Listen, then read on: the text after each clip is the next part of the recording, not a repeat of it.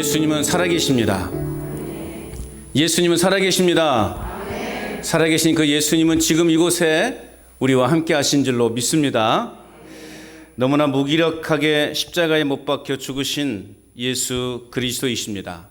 그러나 그는 사망 권세를 깨뜨리시고 말씀대로 3일 만에 부활하신 줄로 믿습니다. 할렐루야.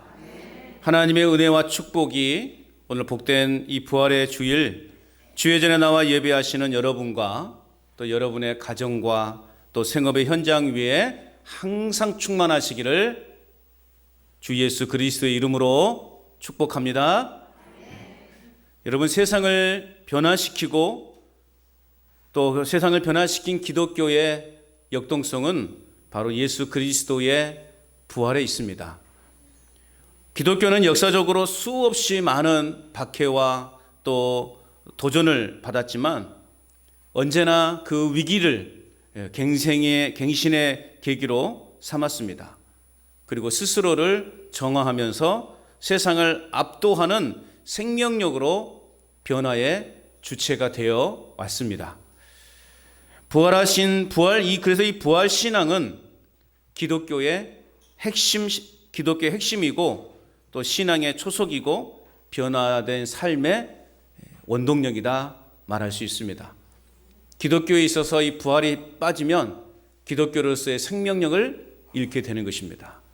오늘 우리 모두는 부활 신앙으로 이 땅의 모든 환난을 이기고 또 우리가 살아가야 될 이유를 찾게 되는 것입니다.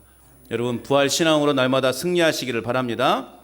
우리는 바로 이 부활 하나를 바라보고 세상 사람들이 상상하기 어려운, 상상할 수도 없는 어려운 투자를 하고 살고 있다는 거예요. 여러분, 투자를 어디다 해야 될까? 투자를 잘 해야 됩니다. 헛된 곳에 투자하면 본인만 망하는 것이 아니라 집안도 망하고 일가 친척도 망하는 경우를 수도 없이 보았습니다. 여러분은 지금 여러분의 인생을 어디에 투자하고 계십니까? 과거에는 그냥 은행에만 돈만 맡겨놓으면 그냥 다 되는 줄 알았어요. 그런데 요즘은요, 은행도 불안합니다. 많은 사람들이 퇴직하고 나서 그 퇴직금을 주식에 투자했다가 쫄딱 망하는 경우를 많이 보았습니다.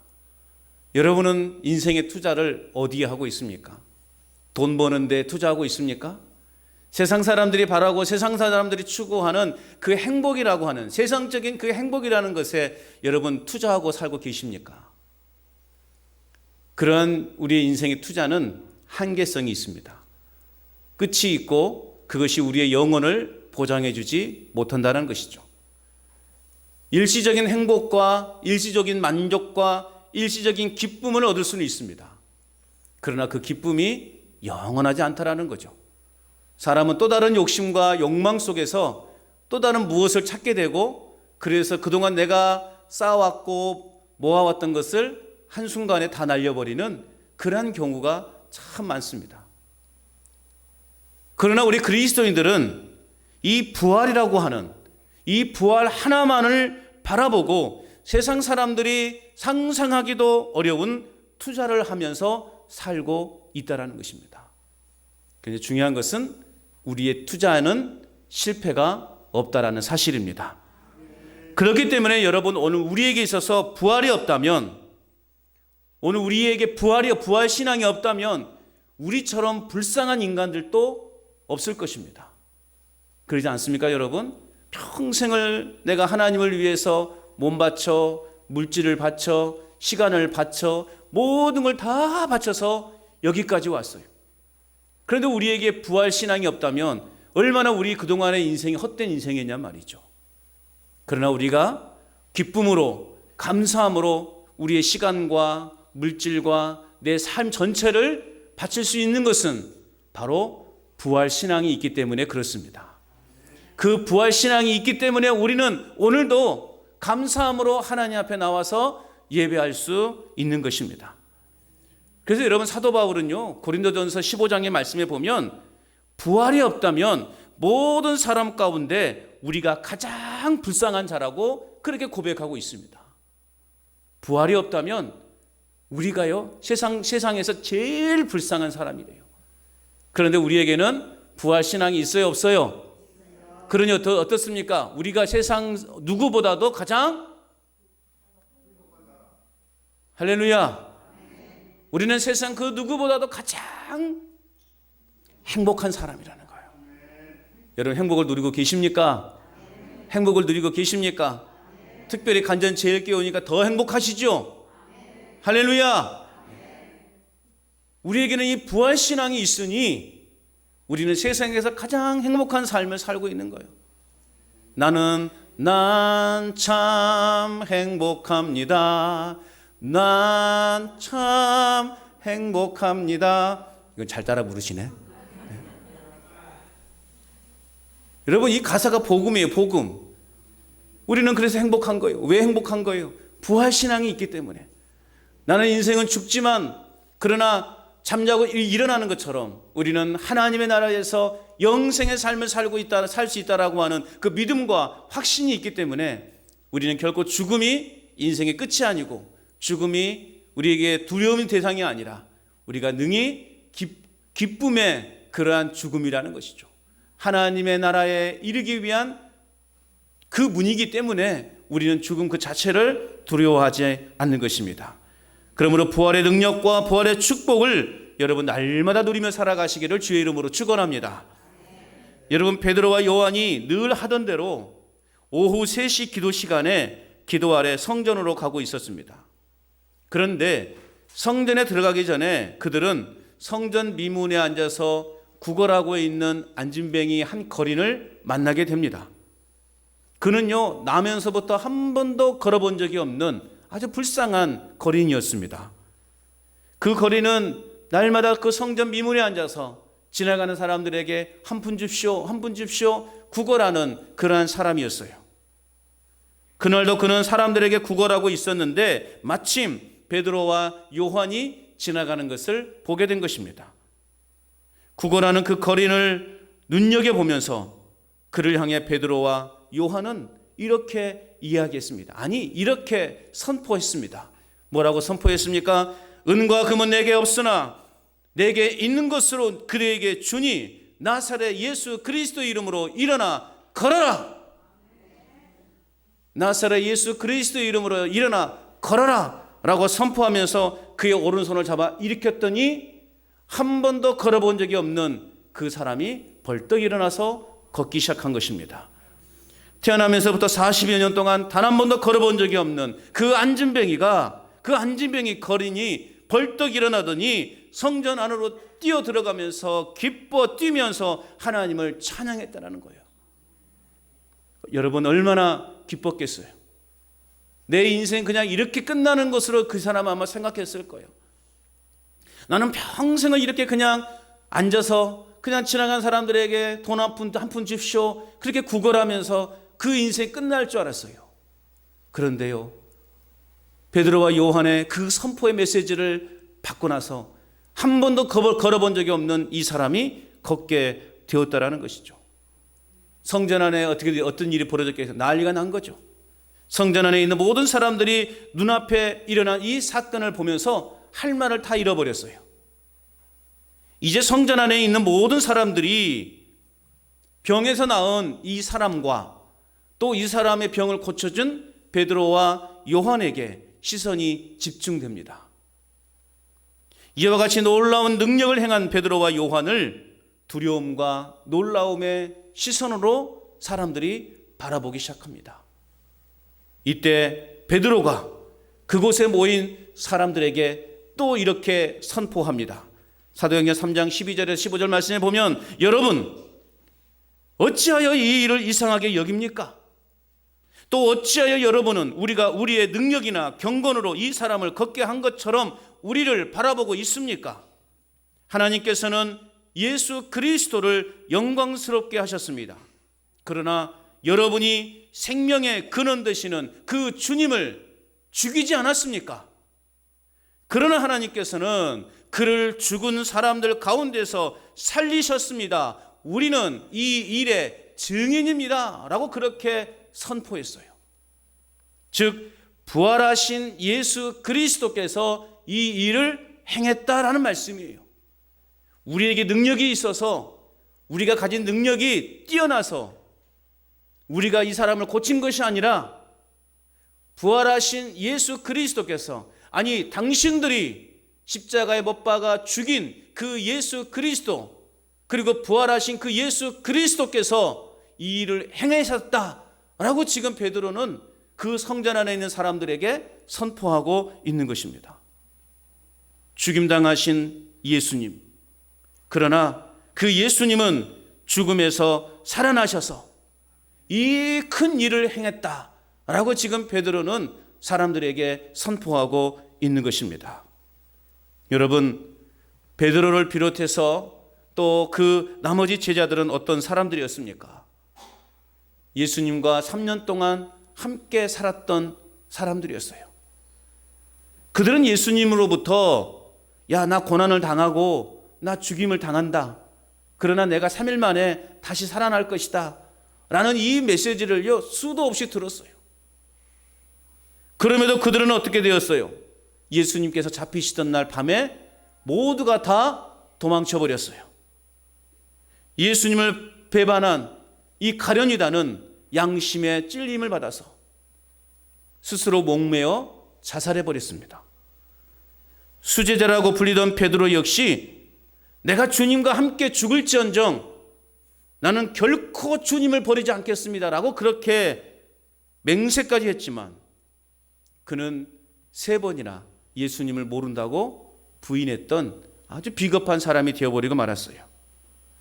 스승이신 예수님이 십자가에 못 박혀 돌아가실 때 요한을 제외하고는 그 아무도 예수님의 그 죽음의 현장에 함께하지 못했습니다. 얼마나 비겁한 제자들입니까? 얼마나 믿음 없는 제자들입니까? 이랬던 제자들이 어떻게 그러면 이처럼 담대하게 이제 우리가 부활하신 예수님의 증인이라고 이렇게 말할 수 있는 것입니까? 그들은 부활하신 예수님을 만났습니다. 할렐루야. 부활하신 예수님을 그들은 만났어요. 부활하신 예수님이 그들로 하여금 이처럼 담대하게 하셨다라는 것입니다. 그렇습니다. 여러분, 우리의 죄 때문에 십자가에 죽으신 예수님을 하나님께서는 죽은 자 가운데서 다시 살리셨음을 여러분 믿으시기 바랍니다. 우리 죄로 십자가에 못 박은 그 예수를 하나님께서는 다시 살리셨습니다. 그리고 다시 사신 예수님은 오늘 우리의 삶의 자리에 함께 하셔서 우리의 삶 안에 놀랍게 역사하시는 분이심을 믿습니다. 죽음에서 부활하신 예수님은 오늘도 살아계셔서 우리 가운데 능력으로 역사하시고 계심을 여러분 믿으시기 바랍니다. 베드로와 요한이 기적을 나타낸 것이 아니에요. 사람의 힘이나 능으로는 불가능합니다.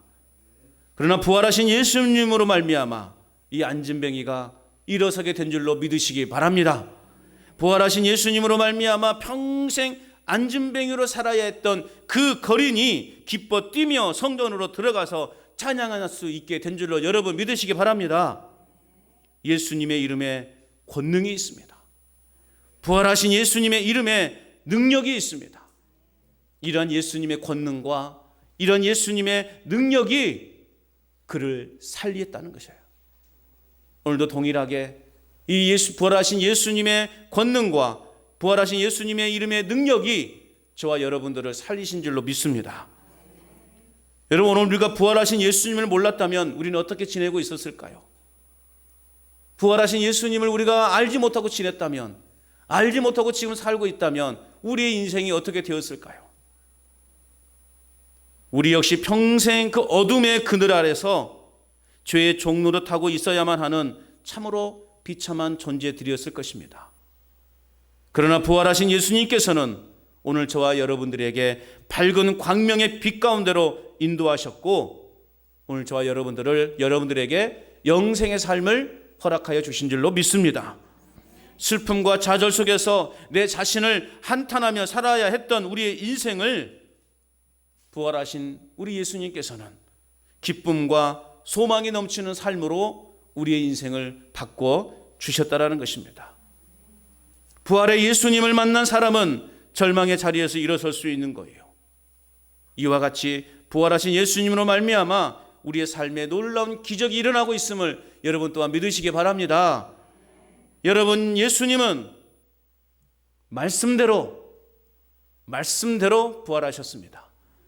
당신의 어떤 의지대로 부활하신 것이 아니라 말씀대로 고난을 당하셨고 말씀대로 십자가에서 그렇게 처참하게 죽임을 당하셨고 또 말씀대로 예수님은 부활하셨습니다. 그러므로 부활의 증인인 그리스도인들은 모든 민족에게 이 부활의 증인으로 살아가야 하는 것입니다. 베드로와 요한이 우리가 이 일의 증인이라고 그렇게 외쳤던 것처럼 오늘 저와 여러분도 동일하게 우리가 이 일의 증인이라고 그렇게 세상 속에 전하는 삶을 살아가야 하는 것입니다. 이제 안식일이 다 지나고 안식 후 첫날이 되려는 새벽에 막달라 마리아와 다른 마리아가 무덤을 보려고 오늘 본문 1절에 보면 그들은 무덤으로 갔습니다. 다른 복음서에서는 그 여인들이 예수님께 향유를 바르기 위해서 갔다라고 그렇게 기록하고 있습니다.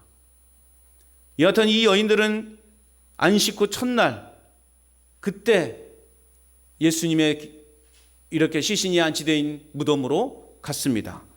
그런데 어떤 일이 벌어졌습니까?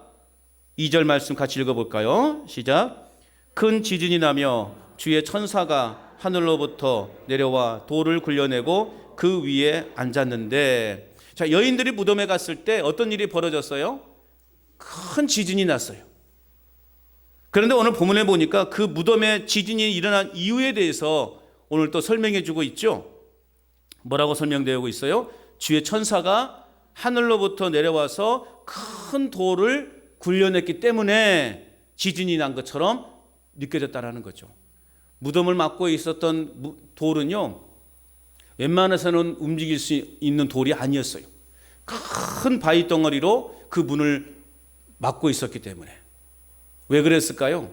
왜 그렇게 문을 그렇게 아주 큰 돌로 막고 또 병사들이 그 무덤을 지키고 있었단 말이죠. 그러니까 그 문을 여러분 열 수 있는 사람이 있습니까? 없습니까? 열 수 있는 사람이 없어요. 그럼 왜 그렇게 무덤을 그렇게 튼튼하게 이들은 지키고 있었을까?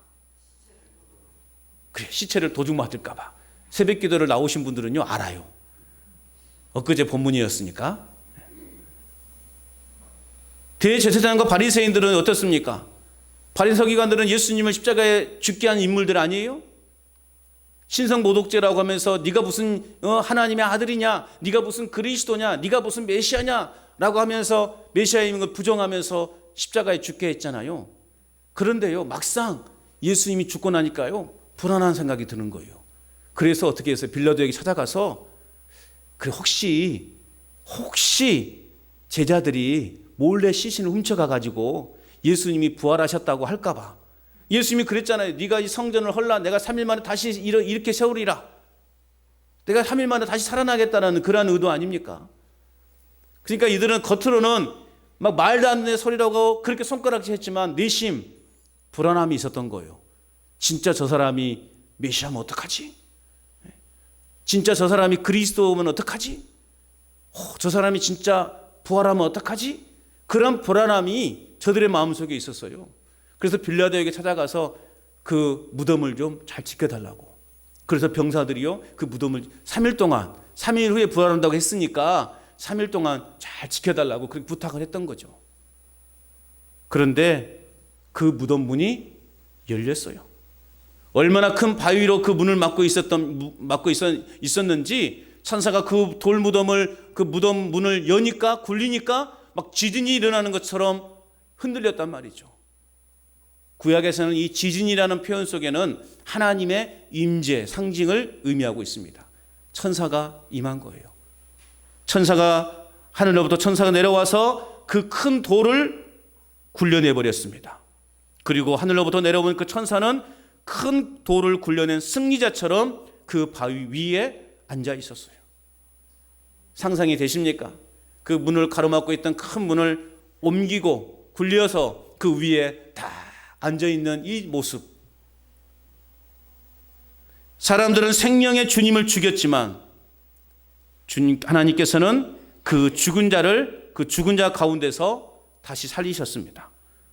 또한 예수님의 십자가 상에서 운명하신 것을 끝까지 목격했던 이 여인들은 결국 부활의 기쁜 소식 또한 가장 먼저 접하게 되는 그 특권을 또 누릴 수 있었다라는 것이죠.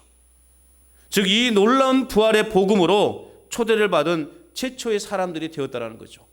여러분 얼마나 영광스럽습니까?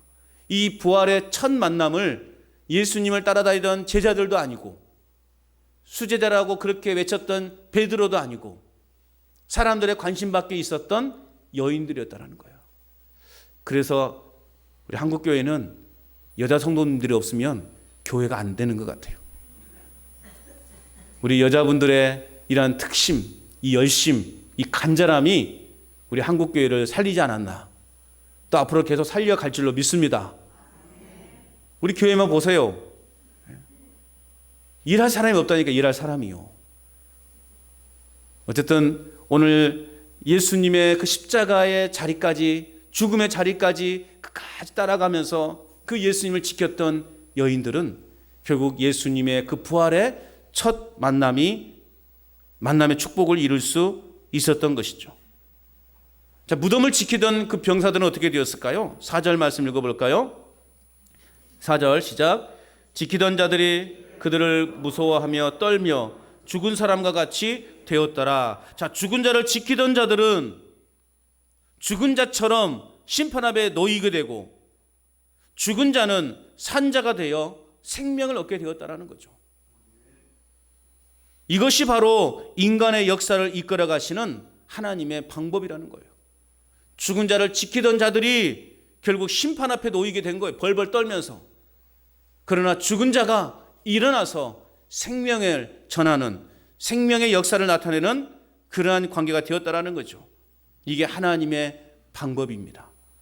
우리 인생을 역전시키시는 하나님의 역사이심을 여러분 믿으시기 바랍니다. 하나님은 우리의 인생을 역전해 가시는 거예요. 5절 말씀 또 읽어봅니다. 5절 시작. 천사가 여자들에게 말하여 이르되 너희는 무서워하지 말라. 십자가에 못 박히신 예수를 너희가 찾는 줄을 내가 아노라. 자, 여자들에게 경비병들처럼 두려워할 필요가 없다라고 이야기하고 있어요. 왜 그렇습니까? 예수님의 부활의 소식이 이 여인들에게는 놀라운 복음이 될 것이기 때문에 그렇습니다. 여러분, 우리는 어떤 환난과 어떤 고난과 절망 속에서도 두려워하지 않을 이유가 있어요. 그 이유는 뭐예요? 그 예수님의 부활의 소식이 우리에게도 희망의 복음이 되기 때문에, 우리에게 소망의 복음이 되기 때문에 그렇습니다. 믿는 사람이건 믿지 않는 사람이건 여러분 똑같이 고난을 겪습니다. 예수님을 잘 믿는다고 해서 우리에게 고난이 없느냐? 아니에요. 고난이 있어요. 똑같이 실패합니다. 똑같이 낙심한 일을 만나게 됩니다. 그리고 똑같이 죽습니다. 인정하십니까? 우리도 죽어요. 예수님 잘 믿는 사람도 죽는다고요. 똑같아요. 그럼에도 불구하고 우리가 두려워하지 않을 것은 하나님은 우리의 인생을 화가 변하여 복이 되게 하시는 능력을 가지고 계시기 때문에 그렇습니다. 죽음이라는 그 화, 그러나 궁극적으로 우리에게는 그 죽음이 우리에게는 복이 된다는 사실이죠. 믿습니까? 그것 때문에 우리가 예수님을 믿는 것이고 그것 때문에 우리가 예수님께 우리 인생을 투자하는 것 아니겠습니까? 그러므로 예수님의 십자가 사건의 배후에는 하나님의 섭리하심이 담겨져 있다는 거예요. 제가 말씀을 드렸지만 예수님을 십자가에 못 박은 것은 유대 종교 지도자들과 빌라도가 아니에요. 그리고 군중들도 아니에요. 물론 그들이 예수님을 십자가에 못 박은 그런 사람들이 되었지만 궁극적으로는 모든 것이 하나님께서 하시는 일이라는 것이죠. 저와 여러분도 아니고 빌라도도 아니고 군중들도 아니고 하나님이 예수님을 십자가에서 죽게 하셨다라는 것입니다. 그러므로 여러분, 예수님의 인생도 하나님 아버지께서 주장해 가시는데 하물며 우리의 인생을 우리 하나님께서 주장해 가지 않으시겠습니까? 우리 인생의 배후에는 하나님의 섭리가 작용하고 있음을 믿으시기 바랍니다. 그래서 우리의 생사화복을 누가 주관해 가신다는 거예요?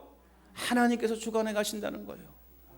우리를 살리기도 하시고 죽이기도 하시고 우리를 실패하기도 하시고 성공하기도 하시고 우리를 슬프게도 하시고 우리를 기쁘게도 하시고 때로는 불행하기도 하시고 또 행복하게도 하시는 그 일을 누가 하신다고요?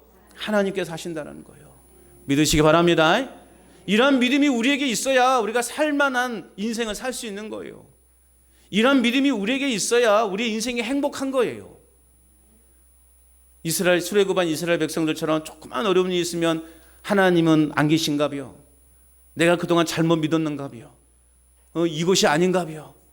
하면서 다른 종교 찾아가고 그런 어리석은 자가 되지 마시고 하나님을 믿기 때문에 우리에게는 고난이 있을 수 있고 하나님을 믿기 때문에 우리에게는 슬픔이 있을 수 있고 불행이 있을 수 있는 거예요. 그래야지 우리는 더 강인해지는 거예요. 여러분 금메달을 그냥 땁니까? 금메달을 그냥 따는 사람들이 있어요? 피나는 훈련이 있어야 되는 거예요. 전쟁에서 이기는 여러분 군인들은요 피나는 훈련이 있어야 되는 거예요. 그래서 요즘은 참 걱정이 되죠. 저것들이 총이나 쌀 수 있을까? 전쟁이 일어나면 집으로 전화 올 것 같아. 엄마 나 어떡하지? 나 이 전쟁 해야 돼. 집에 가야 돼. 그러면 우리 어머니는 어떻게 할까? 기다려 내가 데리러 갈게. 죽느냐 사느냐 이 상황 속에서도 그러지 않을까 하는 우려가 생겨요. 그만큼 여러분 요즘 군생활이요 느슨해졌다는 거죠. 물론 이렇게 끝나면 좋겠어요. 이렇게 끝나기를 바라는 거죠. 전쟁이 일어나기를 원하는 사람은 아무도 없죠. 그냥 이렇게 이제 우리 아들들이 군대 안 가도 될 그런 날이 빨리 왔으면 좋겠어요. 그래서 정말 원하는 사람들만 직업적으로 이 군생활을 하게 되는 그런 날이 빨리 왔으면 좋겠어요. 저도 참 저도 물론 우리 이제 어르신들에 비하면 또 아무것도 아니겠지만 저도 나름 고생하면서 훈련을 받았거든요. 그렇게 훈련을 심하게 받아야 또 완전한 또 이 군인으로서 또 적과의 싸움에서 밀리지 않고 두려워하지 않고 싸우는 것 아니겠습니까? 신앙도 마찬가지인 거예요. 우리는 영적 전투라 그러잖아요. 우리는 주님이 오실 때까지 끊임없이 영적인 전투를 해 나가야 되는 거예요. 그렇기 때문에 오늘 우리에게 주어지는 환난과 고난과 실패는요 훈련의 과정이에요. 연단의 과정이라고 우리가 믿으셔야 되는 거예요. 그 과정을 잘 이겨낼 때 우리는 한층 더 성숙한 하나님의 군사로서 예수님의 부활의 증인으로서 살아갈 수 있게 되는 것입니다. 아무리 믿음이 좋은 사람이라 할지라도 삶에 고난이 없는 사람은 아무도 없어요. 저 역시도 많은 고난이 있었겠죠. 그러나 그럴 때마다 그래도 내가 붙잡을 것은 하나님밖에 없다라고 하는 그 믿음이 있었기 때문에 여기까지 하나님이 인도해 주신 것 아니겠습니까? 물론 여러분들이야 저보다 더 많은 그런 아픔과 정말 한을 안고 살아오셨겠죠. 그럼에도 불구하고 이렇게 노년에 예수님 믿게 되어서 천국 백성이 되니 얼마나 행복합니까? 얼마나 기쁘십니까 여러분? 이제는 예수님만을 붙잡고 나가시기를 바랍니다. 부활의 그 주님만을 붙잡고 나가시기를 바랍니다. 6절 말씀 보겠습니다. 시작. 그가 여기 계시지 않고 그가 말씀하시는 대로 살아나셨느니라. 와서 그가 누우셨던 것을 보라. 우리가 여기에서 주목해야 될 말씀 구절은 뭘까요? 뭘 주목해 봐야 될까? 6절에서 그래요. 다 정답 띵동댕 다 정답. 무슨 소리인지 모르겠지만 우리 여기서 주목해 봐야 될 것은 말씀하시는 대로. 따라서 합시다. 말씀하시는 대로. 말씀하시는 대로. 예수님은 말씀하시는 대로 부활하셨다라는 거예요. 여러분 천사의 말은 간단해요. 막 이렇게 여러 말을 이렇게 천사가 늘어놓은 것이 아니에요. 천사의 말은 간단합니다. 어떻게 해요? 말씀하시는 대로 그가 살아나셨다라는 거예요. 예수님이 계속 말씀하셨잖아요. 내가 고난을 당하고 죽임을 당한다. 그러나 나는 다시 살아난다. 예수님이 몇 차례 이렇게 말씀을 하셨어요. 오늘 천사가 와서 전하는 말도 그거예요. 말씀하시는 대로 살아나셨다라는 거예요. 여러분, 말씀하시는 대로 살아났다는데 더 이상 무슨 말이 필요하겠어요? 하나님이 하셨다는데 여러분, 다른 이유가 있을 수 있습니까? 하나님이 하시는 일에는 능치 못할 일이 없음을 믿으시기 바랍니다. 결국 하나님께서 못 박혀 죽으신 예수님을 일으키셨다라는 것입니다. 예수님을 십자가에 누가 죽게 했어요? 하나님이 죽게 하셨어요. 그럼 예수님을 누가 살리셨어요? 저는 이 생각을 해봤어요. 이제 말씀을 준비하면서, 그럼 뭐 하려고 하나님이 이렇게 번거롭게 하셨을까? 아니, 굳이 살리실 걸 뭐하러 죽이셨을까? 이런 고민 안 해보셨어요? 제가 문득 이 말씀을 설교를 준비하면서요, 이 생각이 드는 거예요. 그래서 내가 믿음 없는 사람인가? 그런 생각을 했어요. 아니, 기왕에 살리실 거 뭐하러 이렇게 예수님을 그렇게 처참하게 수치스럽게 죽게 하셨을까? 그러면 내리는 결론은 그거였어요. 죽어야 했기 때문이다라는 거예요. 뭐 했기 때문에? 죽어야 했기 때문이에요. 죽어야 했기 때문에 하나님이 죽이신 거예요. 그리고 살리셔야 했기 때문에 하나님이 살리신 거예요. 여러분, 우리의 죄가 죽어야 되는 거예요. 내 자아가 죽어야 돼요. 내 욕심이 죽어야 합니다. 내 욕망과 내 정욕이 죽어야 하는 거예요. 그래야 우리가 사는 거예요. 모두 죽어야만 다시 새로워질 수 있는 거예요. 여러분, 요즘 산을 보세요. 얼마나 파릇파릇 새싹들이 막 돋아납니까? 정말 멋있어요. 예뻐요. 아름다워요. 잎이 말라서 떨어져야 새순이 돋습니다. 한 알의 씨앗이 썩어져야 새싹이 나고 줄기가 자라고 그곳에서 열매가 열리는 것입니다. 할렐루야. 죽어야만 새로운 싹이 나는 거예요. 죽어야만 새로운 생명이 태어나는 거예요. 하나님의 구원의 역사는 죽어야 하는 거예요. 죽어야만 천국 갈 수 있는 거예요. 죽지 않고서는 천국에 가지 못해요. 이는 곧 죄인을 구원하시려고 독생자를 보내신 하나님의 위대하신 구원 계획의 완성이셨다는 거죠. 하나님이 죽이셨고 하나님이 다시 살리신, 우리의 인생이 그렇게 될 거라는 거예요. 여러분, 평생 잠을 안 자는 분 계십니까? 아무리 불면증이 심하다 할지라도 잠을 자지 않습니까? 우리는 매일같이 이렇게 죽는 연습을 하고 있는 거예요. 우리의 죽음이요, 바로 그거가 같다는 거예요. 잠자는 것과 같다. 아침에 밝은 하늘을 우리가 나를 맞이하는 것처럼 우리 육신은 죽지만 그러나 우리 영혼은 밝은 하나님의 그 광명한 천국을 우리는 맞이하게 된다라는 것입니다. 아무런 저항도 없이 너무나 무기력하게 예수님이 십자가에 죽으실 때만 해도 이런 하나님의 계획은 실패로 끝나는 줄 알았어요. 그러나 분명한 것은 그 어떤 방해와 어려움도 우리를 향한 하나님의 계획은 결코 실패로 끝나지 않는다라는 것입니다. 우리를 향하신 하나님의 계획은 결코 실패하지 않으실 것입니다. 그리고 천사는 이 소식을 빨리 제자들에게 가서 뭐라고 되어 있어요? 알리라. 7절 말씀 같이 읽어봅니다. 7절 시작.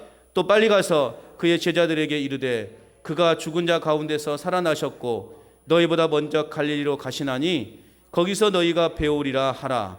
보라, 내가 너희에게 일렀느니라 하거늘. 이에 여인들은 두려우면서도 매우 기쁜 마음을 안고 재빨리 무덤을 떠나 제자들에게 소식을 전하기 위해서 달려가요. 8절에 달려갑니다. 그런데 갑자기 예수님께서 여인들과 마주치십니다. 9절 읽어봅니다. 시작.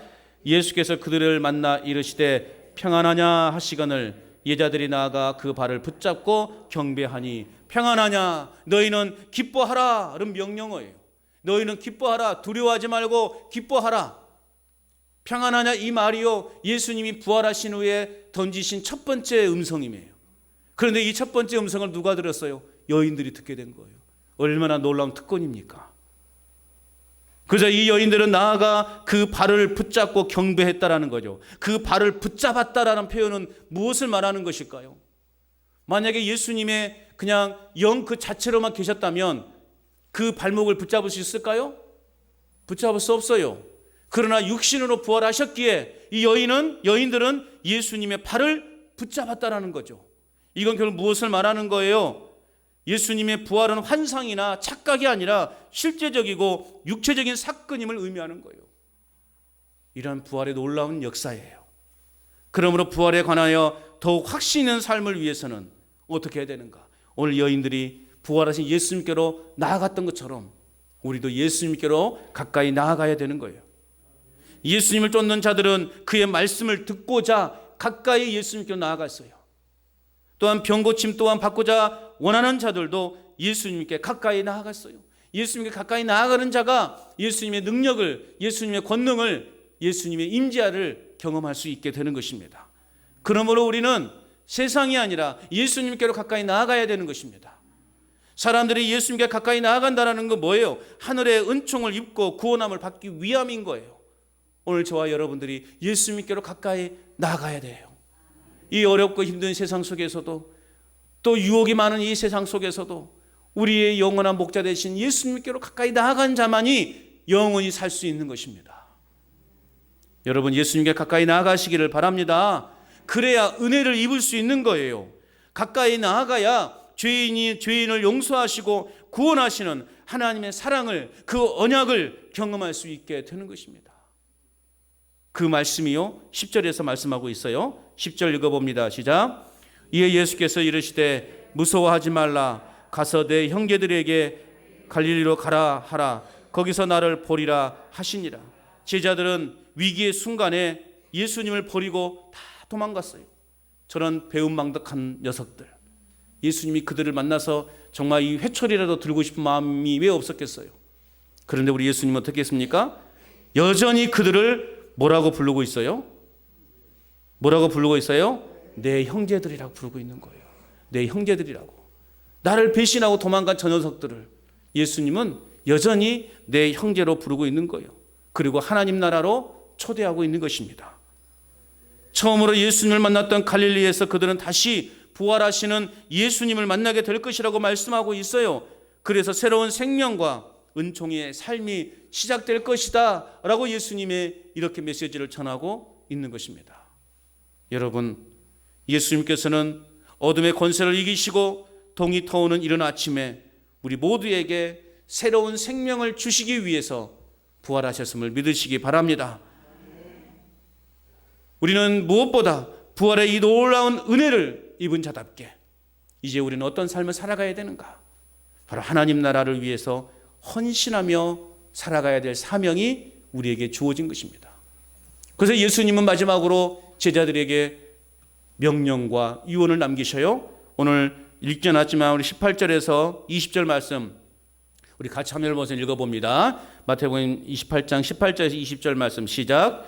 예수께서 나와 말씀하여 이르시되 하늘과 땅의 모든 권세를 내게 주셨으니 그러므로 너희는 가서 모든 민족을 제자로 삼아 아버지와 아들과 성령의 이름으로 세례를 베풀고 내가 너희에게 분부한 모든 것을 가르쳐 지키게 하라. 볼지어다 내가 세상 끝날까지 너희와 항상 함께 있으리라 하시니라. 할렐루야. 여러분, 비록 미약하지만 예수 그리스도의 놀라운 권세를 힘입어 이제 담대하게 복음을 증거하는 증인의 삶을 살아갈 수 있기를 바랍니다. 여러분, 능력이 없다고 해서 걱정하지 마십시오. 왜냐하면 오늘 말씀처럼 모든 권세를 가지신 부활의 주님께서 우리와 함께 하시겠다 말씀하고 있습니다. 그래서 여러분, 내가 몸이 약하고 나는 아무 말주변도 없고 나는 아는 것도 없다고 여러분 두려워할 필요가 없어요. 왜요? 하나님이 우리와 함께 하시니, 부활하신 우리 주님이 우리와 함께 하시겠다고 약속하셨으니 여러분 용기를 내시기 바랍니다. 용기를 내어서 부활의 증인으로 살아갈 수 있기를 바랍니다. 사랑하는 여러분, 사망 권세를 이기시고 우리 예수님께서는 분명 부활하셨습니다. 부활의 소망을 가지고 무슨 일을 만나더라도 여러분 겸손히 주님을 사랑하며 겸손히 주님의 십자가의 길을 따라 걷는 저와 여러분 될 수 있기를 축복합니다. 하늘과 땅의 권세를 가지신 예수님이 함께 해주신다는 이 믿음 안에서 우리는 부활의 증인답게 우리의 남은 인생을 더 멋지게, 더 기쁘게, 더 행복하게 살아가는 저와 여러분 될 수 있기를 주님의 이름으로 축원합니다.